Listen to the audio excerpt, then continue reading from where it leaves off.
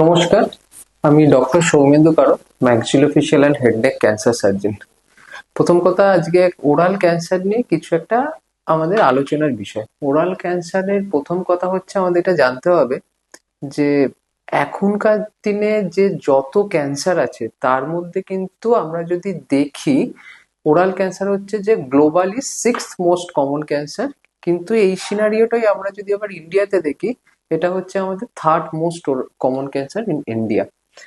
আহ আর একটা জিনিস আমরা যদি দেখি, গ্লোবালি ওরাল ক্যান্সারে প্রায় প্রত্যেক দিন 4% কেসেস অ্যারাইজ হচ্ছে, সেখানে ইন্ডিয়াতে কিন্তু সিনারিওটা স্পেশালি ইন্ডিয়ান না বলে আমরা যদি বলি সাউথ ইন্ডিয়ান, মানে আমাদের সাউথ এশিয়ান কান্ট্রিতে, স্পেশালি ইন্ডিয়া, শ্রীলঙ্কা, বাংলাদেশে এইসব সাইডে ওরাল ক্যান্সারের প্রবণতা অনেক বেশি। তার মেন কারণটা হচ্ছে যে tobacco as a chewing form.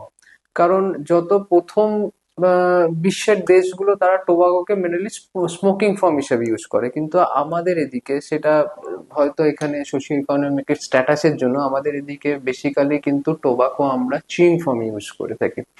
এছাড়া স্মোকিং টোবাকো কিংবা অ্যালকোহল এগুলো একটা কন্ট্রিবিউটিং ফ্যাক্টর যেটা হচ্ছে ওরাল ক্যান্সার হওয়ার জন্য দায়ী থাকে, কিন্তু মেনলি হচ্ছে চিউইং ফর্মের ওরাল মানে টোবাকো ইউজ করা।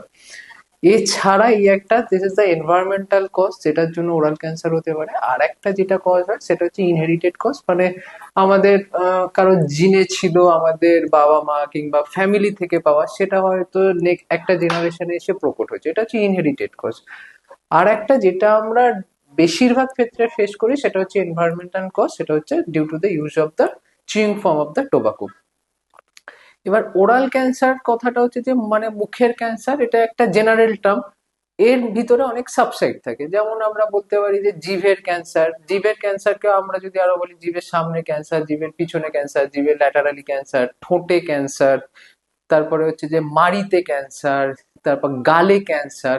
এগুলো হচ্ছে এক একটা সাবসাইড যেগুলো ডিপেন্ড করে যে আহ, সে কিভাবে টোবাকোটা ইউজ করেছে। কিংবা টাং ক্যান্সারে অনেক সময় এটা থাকে যে অনেক সময় sharp edge of the tooth, মানে দাঁতে ঘষা লেগে লেগে দাঁতে ঘষা লেগে লেগে ও জিভে ক্যান্সার হওয়ার চান্স থাকে।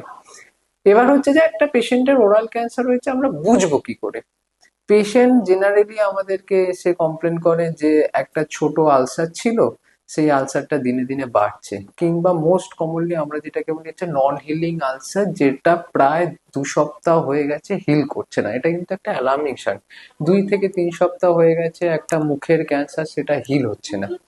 কিংবা প্রথম দিকে জেনারেলি পেশেন্ট বলে কোনো রকম ব্যথা ট্যাথা হচ্ছে না, ধীরে ধীরে পেশেন্টের ব্যথা হচ্ছে, স্যালাইভেশন বাড়ছে, মাউথ ওপেনিং, মানে মুখটা দিনে দিনে ছোট হয়ে যাচ্ছে, রেস্ট্রিক্টেড মাউথ ওপেনিং। তো এগুলো হচ্ছে যে অ্যালার্মিং সাইন। এবার হচ্ছে তাহলে আমি ডায়াগনোসিসে কিভাবে যাব? মোস্ট মানে গোল্ডেন রুল অফ ডায়াগনোসিস হচ্ছে যে বায়োপসি করা।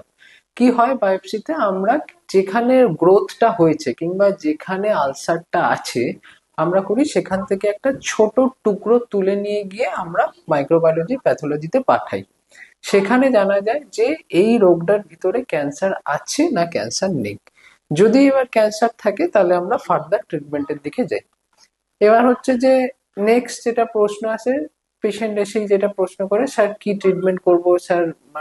অনেকেই ভাবে যে রেডিয়েশন নেবো না কেমোথেরাপি নেবো না সার্জারি নেবো, এই একটা দ্বিমত থেকে যায়।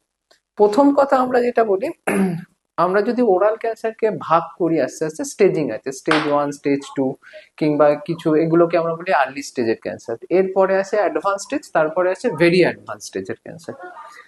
যেগুলো আর্লি স্টেজের ক্যান্সার, বেস্ট প্রোটোকল হচ্ছে যে মানে ইউনিমডালিটি প্রোটোকল। সেখানে হচ্ছে ফার্স্ট লাইন অফ ট্রিটমেন্ট আমরা সবসময়তে বলি যে সার্জারি। সার্জারি করলে একমাত্র ওরাল ক্যান্সারটা পুরোটা বেরোয়। ইনফ্যাক্ট প্রথম দিকের আর্লি স্টেজ অফ ক্যান্সারে যদি আমরা সার্জারি করি তাহলে হয়তো ম্যাক্সিমাম টাইমে আমরা দেখে থাকি অ্যাডজুভেন্ট রেডিয়েশন থেরাপি, কেমোথেরাপি নাও লাগতে পারে। এবার ক্যান্সার যখন একটু অ্যাডভান্স স্টেজে হয়, বাট অ্যাডভান্স স্টেজ মানে হচ্ছে এই স্টেজিংটা জানার জন্য হচ্ছে যে বিফোর আমাদের অপারেশন সিটি স্ক্যান করা কিংবা একটা এমআরআই করা খুব দরকার।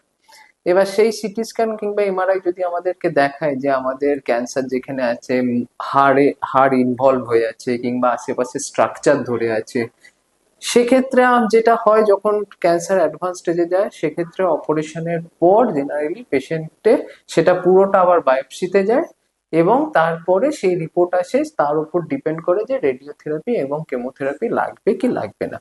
এছাড়া আমরা যেটা দেখি সেটা হচ্ছে যে অপারেশনের আগে একটা ম্যান্ডেটারি ওরাল ক্যান্সারের একটা সিটি থোরাক্স করে দেখা হয় যে ক্যান্সারটা বুকেতে কিংবা অন্য কোথাওতে দেখার জন্য অনেক সময় যদি অ্যাডভান্স ক্যান্সার হয় আমরা পেট সিটিও করে দেখি, করে দেখতে হয় যে ক্যান্সারটা অন্য কোথাও স্প্রেড করেছে কি করেনি। যদি ক্যান্সার অন্য কোথাও স্প্রেড করে, মানে যেটা আমি বলছি একদম ভেরি অ্যাডভান্স স্টেজ ক্যান্সার, সেক্ষেত্রে হয়তো, কিংবা যে ক্ষেত্রে আমি দেখছি যে এমন জায়গায় ক্যান্সারটা হয়েছে সেখানটা অপারেশন করার জায়গায় নেই, কিংবা অপারেশন করলে অনেক ভাইটাল স্ট্রাকচার স্যাক্রিফাইস হবে, সেক্ষেত্রে জেনারেলি আমরা পেশেন্টকে ডিরেক্টলি কেমোথেরাপি কিংবা রেডিওথেরাপির দিকে পাঠানো হয়।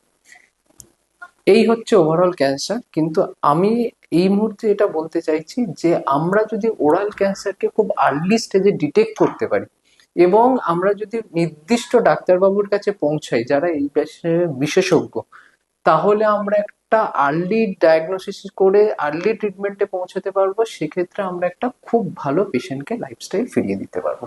নমস্কার।